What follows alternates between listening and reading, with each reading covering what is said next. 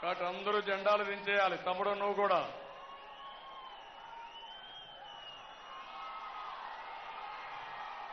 అందరూ పోరాటానికి సిద్ధంగా ఉన్నారా? చూపేయండి పోరాటానికి సిద్ధంగా ఉన్నామని. ఏ తమ్ముళ్ళు మీరు వెనకాలండి వాళ్ళందరూ, ఏవమ్మా చెల్లెమ్మలు, అక్కలు, అన్నలు, తమ్ముళ్ళు అందరూ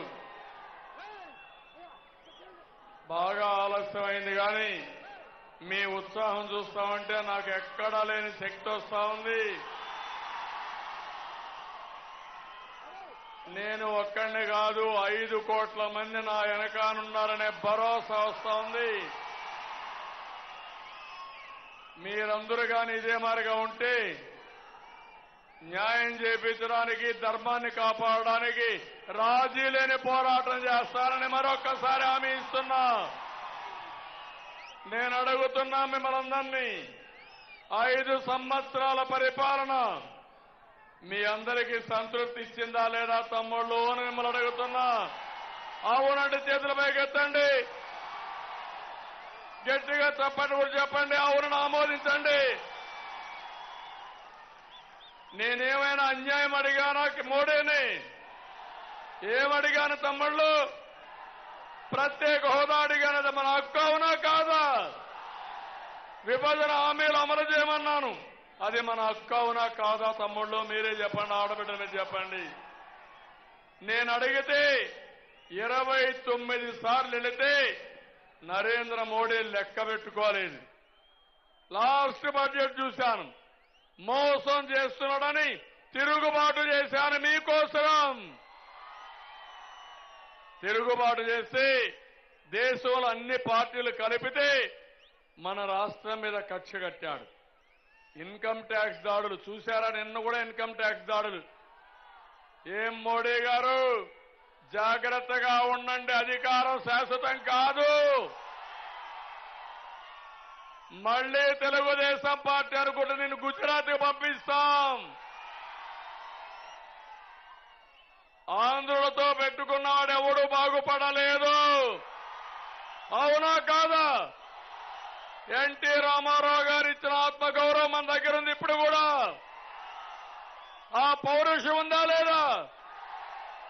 నిన్న మొన్న ఆఫీసర్ని మీరు చూశారు, ఆఫీసర్లు ఎంత దారుణంగా చేశాడో. ఎస్పీని ట్రాన్స్ఫర్ చేస్తారు, కలెక్టర్ని ట్రాన్స్ఫర్ చేస్తారు, డీజీ ఇంటెలిజెన్స్ చేస్తారు, కడాన మన సీఎస్ని కూడా నేను ట్రాన్స్ఫర్ చేశారు తమ్ముళ్ళు. నేను అడుగుతున్నా, తెలంగాణలో ఎందుకు చేయలేదని అడుగుతున్నా. అక్కడ మీరు లాలూచేనా? ఆడ మోడీ ఫ్రంట్ ఉంది కాబట్టి తెలంగాణలో పోలీసు వాహనాల్లోనే డబ్బులు పంపిస్తే అక్కడ మాట్లాడరు, ఇక్కడ ఏ తప్పు చేయకపోయినా మన మీద విరుచుకుపడుతున్నారు. ఇది న్యాయమా తమ్ముళ్ళు అని మిమ్మల్ని అడుగుతున్నా. అంటే ప్రజాస్వామ్యం ఇదేనా? ఏకపక్ష నిర్ణయాలు అంటే మోడీ షా కలిసి దేశాన్ని ఏం చేయబోతున్నారు? నాశనం చేస్తున్నారు. ప్రజాస్వామ్య వ్యవస్థలను అపహాస్యం చేశారు.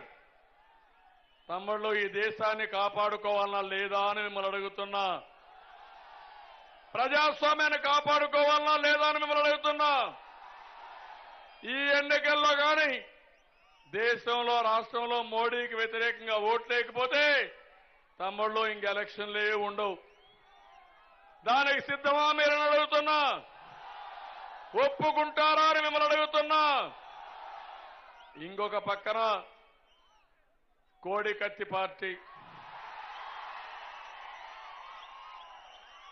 అవగాహన ఉందా తమ్ముళ్ళు? ఆ కోడికత్తి పార్టీకి ఏమన్నా ఒక ఆలోచన ఉందా? ఈరోజు అంటాడు నేను ఫెడరల్ ఫ్రంట్ లో భాగస్వామిగా ఉంటా, కేసీఆర్ మనకు ప్రత్యేక హోదా ఇవ్వడానికి ఒప్పుకున్నాడంట. ఒప్పుకున్నాడా? జగన్మోహన్ రెడ్డి చెవిలో చెప్పాడా? ఆయన కల వచ్చిందా? కేసీఆర్ అంటే కోపం ఉందా లేదా తమ్ముళ్ళు? మన వాళ్ళు తిట్టాడా లేదా?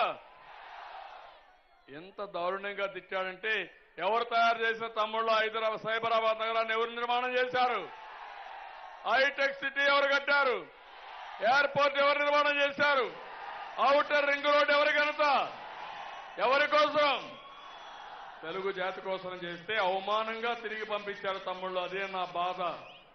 60 సంవత్సరాల శ్రమ, అందరం కలిసి పనిచేశాం, కట్టుబట్టలతో వచ్చాం ఇక్కడికి, అప్పు నెత్తిన పెట్టుకొని వచ్చాం. పర్వాలేదు, నాకు ఆ శక్తి ఉంది. ఒక్క హైదరాబాద్ పోతే 20 హైదరాబాద్ నిర్మాణం చేస్తాను. అమరావతి ఒక స్ఫూర్తి మనకు. అమరావతి నిర్మాణం మీరు చూశారు. 35,000 ఎకరాలు భూమి రైతులు ఇచ్చారంటే వాళ్లకు పాదాభివందనం చేస్తున్నాను తమ్ముళ్ళు. అది స్ఫూర్తి. హైదరాబాద్ లో ఉన్న ఎన్జిఓలు మాకు ఇళ్లు లేకపోయినా పర్వాలా, చెట్టు కింద కూర్చొని పనిచేస్తామని స్వచ్ఛందంగా ముందుకు సహకరించారు. అలాంటి స్ఫూర్తి జగన్మోహన్ రెడ్డికి లేదు. ఎక్కడున్నాడు జగన్మోహన్ రెడ్డి? ఇప్పుడు లోటస్ ఫండ్ లో ఉన్నాడా లేదా? కేసీఆర్ పేరోల్లో ఉన్నాడు. సాయంత్రం వరకు ఇక్కడ తిరగాల, రాత్రికి పోవాలా, ఆయన కాళ్లు కడగాల, ఆ నీళ్లు చల్లుకోవాలా, ఆయనకి రిపోర్ట్ చేయాలా, మళ్ళా ఇక్కడ రావాలా.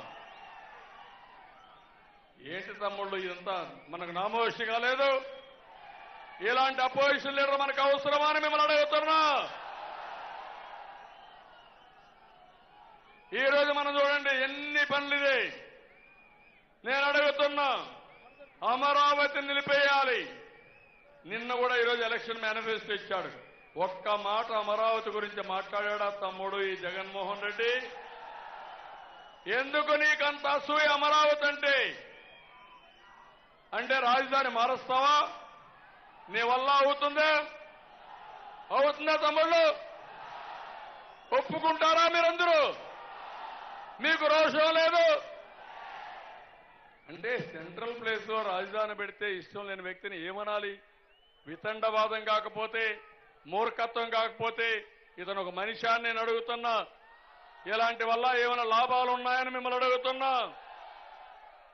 నేను ఇక్కడ మైనారిటీ సోదరులు ఉన్నారు. నేను ఇంకొక విషయం అడుగుతున్నా. పోలవరం పైన రిట్టేస్తారు, కోర్టులో వేస్తారు, అది ఆపేయమంటాడు. భద్రాచలం మునిగిపోతుందంట. భద్రాచలం కూడా మాదే. ఆ భద్రాచలం మాకే ఇవ్వండి, మేమే చూసుకుంటాం. నీ యొక్క ఏది అవసరంలా. అవునా కాదా? ఎవరిది భద్రాచలం? ఎందుకు ఇవ్వరు? సమాధానం చెప్పాల్సిన అవసరం ఉంది. మర్యాదగా అడిగితే ఒప్పుకోరు కానీ మర్యాదకు మర్యాద, అడ్డం తిరిగితే ఏం చేయాలో తెలిసిన వ్యక్తి అని నేను కూడా మీకు తెలియజేస్తున్నా. ఈ రోజు ఇంకొక పక్కన సుప్రీంకోర్టుకి వెళ్తారు. ఈ రోజు మీరందరూ కూడా చూస్తే పట్టిసీమ వల్లనే కదా తమ్ముళ్ళు మీకు నీళ్లు వచ్చాయి. గోదావరి నీళ్లే కదా మీరు తాగేది. గోదావరి నీళ్లు వదిలిపెడితే ఒప్పుకుంటారా మీరు? రాకపోతే ఒప్పుకుంటారా? గోదావరికి గండి కొడుతున్నాడు. కృష్ణా నీళ్లు ట్రిబ్యునల్లో ఒక రిట్ ఫైల్ చేశాడు. నాగార్జున సాగర్ని శ్రీశైలం ఆయనకి ఇవ్వాలంట, పోతిరెడ్డిపాడు మూసేయాలంట, ముచ్చుమర్రి మూసేయాలంట, వెలుగొండ క్లోజ్ చేయాలంట. ఎవడబ్బా సొమ్మని అడుగుతున్నా. నాకు అధికారం లేదా అని అడుగుతున్నా. మేము ఇక్కడ పోలవరం కడితే ఆ నీళ్లు తెచ్చుకుంటే వీళ్ళకి షేర్ ఇవ్వాలంట. నువ్వు కాళేశ్వరం కట్టుకుంటే మాకు షేర్ లేదా తమ్ముళ్ళు అని మిమ్మల్ని అడుగుతున్నా. ఇది నీతా అని మిమ్మల్ని అడుగుతున్నా. ఈ జగన్మోహన్ రెడ్డికి ఒక్క ఓటేసినా మనకు నీళ్లు రావు. గుంటూరు జిల్లా ఎడారిగా మారిపోతుంది. సిద్ధమా తమ్ముళ్ళు? మీరు ఒప్పుకుంటారా? మీరు ఇంకొక పక్క మైనారిటీల తమ్ముళ్ళు మోడీ షా మైనారిటీలు అడుగుతున్నా. ఎంత దుర్మార్గమైన పాలన తమ్ముళ్ళు, మీరు ఆలోచించండి. ఈ దేశంలో మైనారిటీలు పౌరులు కాదా? వాళ్ళకి హక్కులు లేవా? వాళ్ళకి రక్షణ అవసరం లేదా? అలాంటి వాళ్ళపైన త్రిపుల్ తలాక్ దాడులు విపరీతంగా చేసే పరిస్థితికి వచ్చారు. బర్మా ముస్లింలు వచ్చారని అస్సాంలో ఓటు కూడా తీయేశారు. నేను ఒకటే మైనారిటీ సోదరులకు అందరినీ కోరుతున్నా, మళ్లీ మోడీ వచ్చి జగన్మోహన్ రెడ్డి కోటు వేస్తే మోడీకి వెళ్తుంది. వీళ్ళందరూ కలిసి ముస్లింలకు మొత్తం ఓటు తీసేసినా ఆశ్చర్యం లేదు తమ్ముళ్ళు, జాగ్రత్తగా ఉండమని మైనార్టీ సోదరులు కోరుతున్నా. మీకు రక్షణ ఇస్తా, మీకు అండగా ఉంటా. ఈరోజు మీరు చూడండి, ముస్లిం సోదరులందరికీ డిప్యూటీ సీఎం ఇస్తానని నేను హామీ ఇచ్చాను. ఇమాములకు 10,000, మౌజుములకు 5,000 రూపాయల డబ్బులు ఇస్తున్నా, నాన్ రుణం ఇస్తున్నా. ఇస్లామిక్ బ్యాంకు కూడా పెడుతున్నా, ఆజ్ హౌస్ కడుతున్నా. అన్ని విధాలా మిమ్మల్ని ఆదుకుంటాను. మీరు కూడా మోడీ పైన పోరాడే శక్తి ఉండే పార్టీ నేత నేను తప్ప ఎవరు లేడు తమ్ముళ్ళు. అది మీరు ఆశీర్వదించాల్సింది. అదే మరి క్రిస్టియన్స్ ఉన్నారు, మీరు కూడా ఆలోచించాలి. నరేంద్ర మోడీ వస్తే ఎక్కడ కూడా సెక్యులరిజమే ఉండదు, దాడులు పెరుగుతాయి. మీరు ఫాదర్స్ గాని చర్చెస్ లో ఉండే ఎవరన్నా గాని ఏమీ చేయలేని పరిస్థితికి వస్తారు. నేను హామీ ఇస్తున్నా, ఎవరైతే ఎస్సీలు క్రిస్టియన్స్ గా మారారో వాళ్ళందరూ కూడా ఎస్సీ రిజర్వేషన్లు పెట్టే వరకు మీ తరఫున పోరాడతాను. షెడ్యూల్ కులాలను ఆదుకుంటానని చెప్పి మరొకసారి మీకు తెలియజేస్తున్నా. ఇంకొక పక్కన నేను ఒకటే మిమ్మల్ని కోరుతున్నా, మా ఆడబిడ్డలకి 2 సార్లు పసుపు కుంకుమ ఇచ్చా, మళ్ళా 5 సంవత్సరాలు 5 సార్లు ఇస్తానే ఉంటా. మా ఆడబిడ్డలు ఆదుకుంటా. 1 కోటి మంది చెల్లెళ్లుంటే అన్నయ్య నేనే. మా ఆడబిడ్డలు కోరేది ఇంటింటికి తిరగాలి, మీరు వీర తిలకం పెట్టాల మా తమ్ముళ్ళకి అన్నలకి. ఎన్నికల యుద్ధంలో పోరాడాలి. వైసీపీని చిత్తుగా ఓడించి భూస్థాపితం చేయాలి.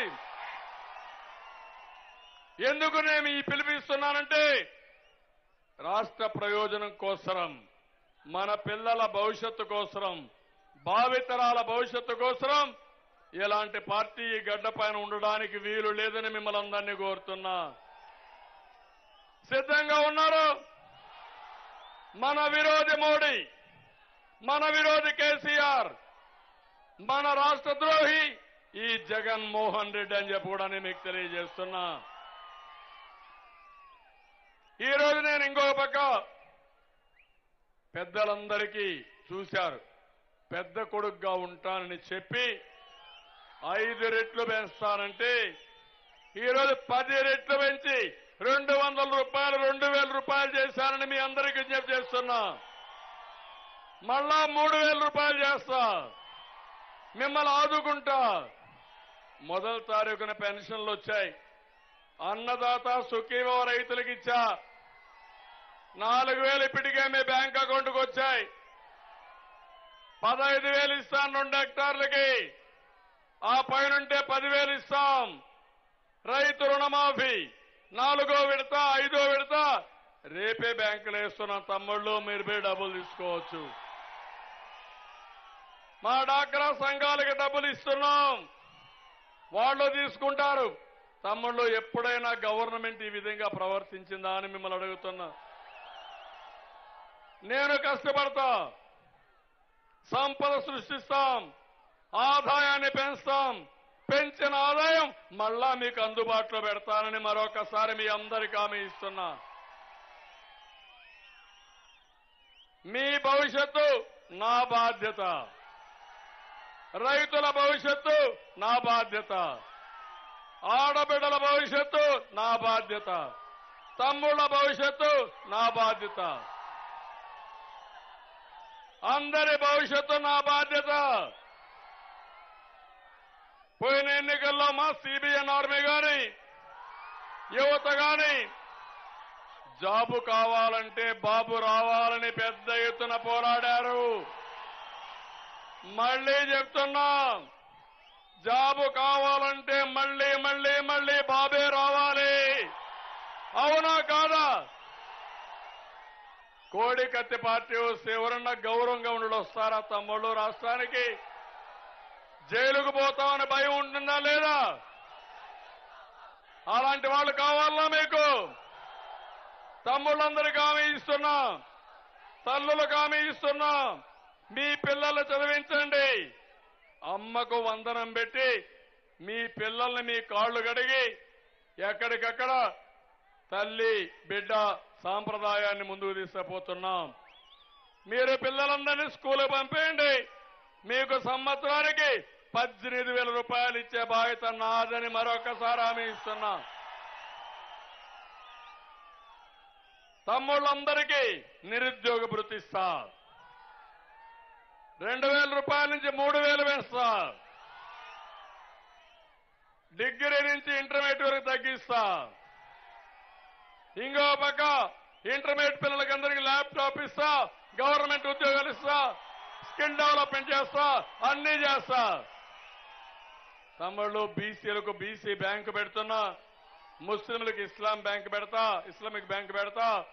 ఎస్సీలకు 10 సంవత్సరాలు సబ్ ప్లాన్ పెంచా.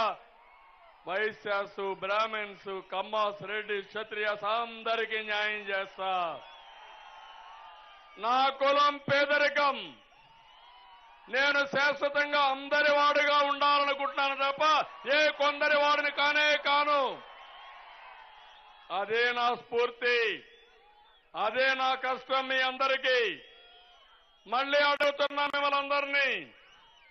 సమయం తక్కువ ఉంది కాబట్టి నేను ఉండలేకపోతున్నాను, కానీ మీ ఉత్సాహం చూస్తే పొన్నూరులోనే ఈరోజు ఉండాలనిపిస్తా ఉంది. అందుకే అడుగుతున్నా. ఇక్కడ చాలా సమస్యలున్నాయి, కానీ నరేంద్ర సమర్థుడు. 5 సార్లు ఎమ్మెల్యే అయ్యాడు. తండ్రి వారసత్వాన్ని వీరయ్య చౌదరి అంటే నాకు అపారమైన గౌరవం. తెలుగుదేశం పార్టీకి ఎనలేని సేవలు అందించిన వ్యక్తి. ఆయన సమర్థత పైన నాకు నమ్మకం ఉంది. ఇక్కడ ఆటో నగర్ కావాలి. ఆటో నగర్ కూడా ఇస్తానని మరొకసారి మీకు హామీ ఇస్తున్నాను. ఇంకో పక్క జయదేవ్ ఎంపీగా తమిళలో పార్లమెంట్ లో మొట్టమొదటిసారి ప్రధానమంత్రిని మిస్టర్ ప్రైమ్ మినిస్టర్ మాట్లాడిన వ్యక్తి జయదేవ్. ఒకే మాట అన్నాడు, సార్ నాకు ఈయన కథ తెలుసు, ఎక్కువ మాట్లాడితే నన్ను కూడా కేసులు బుక్ చేసి జైలు పంపిస్తారో తెలియదు, కానీ మా తాత పోయాడు, నేను కూడా సిద్ధంగా ఉన్నానని ఢీ అంటే ఢీకునే పరిస్థితికి వచ్చాడు. అది స్ఫూర్తి. అలాంటి నాయకుడు జయదేవ్. ఈ నియోజకవర్గం మీరు అదృష్టవంతులు. ఒక పక్క జయదేవ్, ఒక పక్క నరేంద్ర, మధ్యలో నేను. అవునా కాదా? ఓట్లేస్తారా లేదా? ఏకపక్ష ఎన్నికలు పెడతారా లేదా? మీరే అభ్యర్థులుగా పనిచేస్తారా లేదా? విరోధుల పైన యుద్ధం చేస్తారా లేదా? రాష్ట్ర ద్రోహిని తరితరి కొడతారా లేదా? అడుగుతున్నా. ఇప్పుడు తమ్ముళ్ళు మీ ఓటు, అమలారా మీ ఓటు, అయ్యలారా మీ ఓటు. తెలుగుదేశం, తెలుగుదేశం, ఎన్టీఆర్, ఎన్టీఆర్. ఆత్మగౌరవాన్నంటే పిడికలు బిగించి చెప్పాలి, అవతల భయపడిపోవాలి. ఆత్మగౌరవాన్ని, ఆత్మగౌరవాన్ని, ఆత్మగౌరవాన్ని. తమ్ముళ్ళు మళ్లీ అడుగుతున్నా, మిమ్మల్ని చూస్తే ఆనందంగా వెళ్తాను, కానీ 50,000, 60,000, 70,000 మెజార్టీ మీరే చెప్పాలి. 50,000 లక్ష. నా నియోజకవర్గంలో 75,000 ఇప్పిస్తానన్నారు. నేను మీటింగ్ కూడా పోలా, మళ్ళా వస్తా, ఇక్కడే మీటింగ్ పెడతా, మిమ్మల్ని అందరిని అభినందిస్తా. శభాష్ తమ్ముళ్ళు, కడుపు నిండిపోయింది, రాత్రికి ఆనందంగా నిద్రపోతా. అందరికీ నమస్కారాలు. జై హింద్.